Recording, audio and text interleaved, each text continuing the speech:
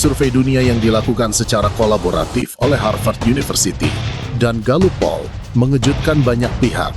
Dari hampir 200 negara yang disurvei, ketika warganya ditanya tentang kebahagiaan hidup, satu nama muncul di posisi teratas, Indonesia. Dunia kembali dibuat tercengang, bukan karena kekuatan militernya, bukan karena lonjakan ekonomi yang spektakuler, dan bukan pula karena lompatan teknologi yang mencolok. Kali ini, pengakuan datang dari sesuatu yang jauh lebih dalam, lebih sunyi, namun sangat mendasar. Sebuah penelitian berskala internasional yang dirilis oleh Harvard University menempatkan Indonesia sebagai negara paling flourishing di dunia. Istilah flourishing mungkin belum familiar bagi banyak orang, namun maknanya sangat besar. Flourishing bukan sekadar merasa bahagia. Ia menggambarkan kondisi manusia yang hidup secara utuh, sejahtera lahir dan batin, sehat secara fisik dan mental, memiliki tujuan hidup yang jelas, serta dikelilingi oleh hubungan sosial yang kuat, hangat, dan bermakna.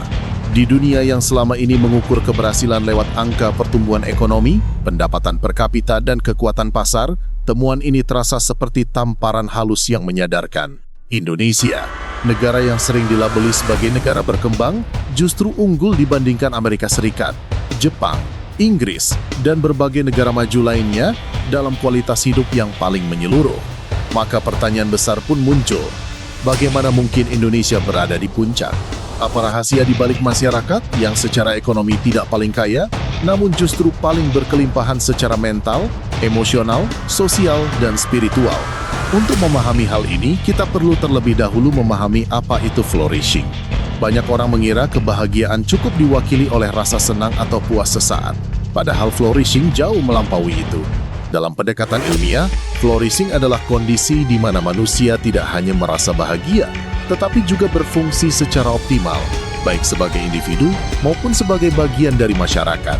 Ia mencakup kesehatan fisik, kestabilan mental, makna hidup, kualitas hubungan sosial, rasa aman, karakter prososial, hingga kedalaman spiritual. Dengan kata lain, flourishing adalah bentuk kesejahteraan manusia yang paling utuh. Penelitian lintas negara ini melibatkan lebih dari 203.000 responden dari 22 negara. Para peneliti mengukur 7 variabel utama yang merepresentasikan kesejahteraan manusia secara menyeluruh. Hasilnya benar-benar mengejutkan dunia. Indonesia meraih skor tertinggi dengan nilai 8,3. Sebuah capaian yang menempatkan Amerika Serikat di peringkat ke-12 dan Inggris di peringkat ke-20.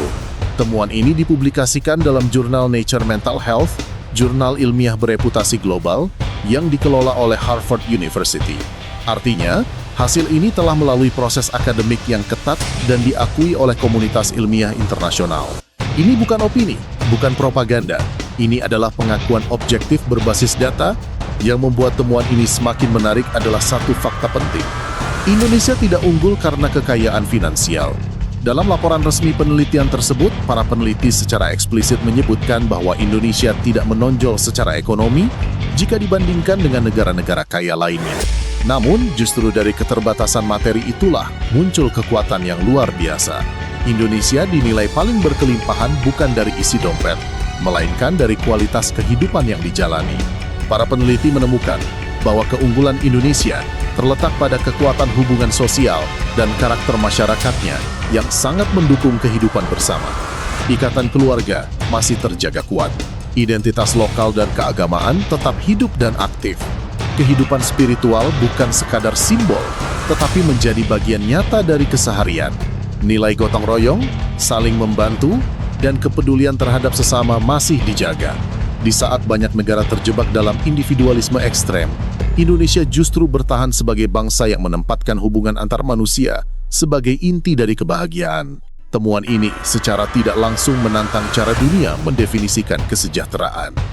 Selama puluhan tahun, kesejahteraan hampir selalu disamakan dengan kemakmuran ekonomi. Semakin tinggi pendapatan, semakin sejahtera. Namun Indonesia menghadirkan narasi baru, bahwa kebahagiaan dan kelimpahan hidup tidak selalu lahir dari angka GDP atau kepemilikan materi, melainkan dari kedalaman hubungan, rasa cukup, makna hidup, dan nilai-nilai spiritual yang dijalani bersama. Ini bukan sekadar alternatif, ini bisa menjadi blueprint baru bagi masa depan dunia. Negara-negara maju memang unggul dalam keamanan finansial, namun banyak dari mereka justru mengalami krisis makna hidup dan relasi sosial. Tingkat kesepian, gangguan mental, dan kehampaan eksistensial di negara-negara kaya seringkali tinggi. Uang memang bisa membeli kenyamanan, tetapi tidak selalu bisa membeli rasa dicintai, diterima, dan dimiliki. Penelitian ini menegaskan bahwa kesejahteraan sejati bersifat multidimensi. Ia tidak bisa direduksi menjadi satu indikator tunggal. Indonesia, sebagai negara berkembang, justru memiliki keunggulan besar di sektor non-material. Spiritualitas yang hidup, nilai kekeluargaan yang kuat, dan semangat gotong royong yang mengakar. Di Indonesia, kesejahteraan bukan hanya soal gaji besar atau rumah mewah, tetapi tentang memiliki orang-orang untuk berbagi cerita, tentang hidup dengan tujuan, dan tentang merasa menjadi bagian dari sesuatu yang lebih besar dari diri sendiri. Dan semua itu kini telah divalidasi oleh studi akademik internasional. Pengakuan ini seharusnya membuka mata kita semua. Dunia mulai melihat Indonesia bukan sekadar sebagai negara berkembang, tetapi sebagai bangsa yang lebih dulu memahami makna hidup sejati. Ironisnya, tidak sedikit dari kita sendiri yang masih memandang Indonesia dengan sebelah mata. Penilaian terhadap bangsa ini seringkali hanya bertumpu pada satu aspek, ekonomi. Pendapatan per kapita dijadikan tolok ukur tunggal untuk menyimpulkan bahwa Indonesia tertinggal. Padahal di balik itu semua, bangsa ini menyimpan kekuatan yang jauh lebih dalam dan lebih tahan lama. Sejak dulu, Indonesia dikenal sebagai bangsa yang ramah. Namun keramahan itu bukan sesuatu yang dangkal. Ia lahir dari kebahagiaan yang mengakar, dari rasa cukup, dan dari kedekatan hubungan antar manusia. Senyuman di pasar tradisional, sapaan hangat di warung kopi desa, dan solidaritas saat tetangga tertimpa musibah bukanlah basa-basi. Semua itu adalah bukti nyata dari modal sosial yang luar biasa besar. Modal yang tidak bisa dibeli, tidak bisa diwariskan lewat rekening bank, tetapi dibangun dari nilai dan kebiasaan hidup bersama. Inilah bentuk cinta tanah air yang paling sejati. Bukan hanya mengibarkan bendera atau menyanyikan lagu kebangsaan, tetapi menjaga nilai-nilai luhur bangsa, gotong royong, kesederhanaan, kepedulian, dan semangat hidup bersama. Ketika dunia akhirnya mengakui kekuatan ini, ketika lembaga ilmiah internasional memberikan pengakuan resmi, sudah seharusnya kita sendiri mulai percaya pada kekuatan bangsa ini. Tentu saja, pengakuan ini bukan berarti Indonesia tanpa masalah. Kita masih menghadapi tantangan besar. Korupsi masih menggerogoti kepercayaan publik, akses pendidikan dan kesehatan belum merata.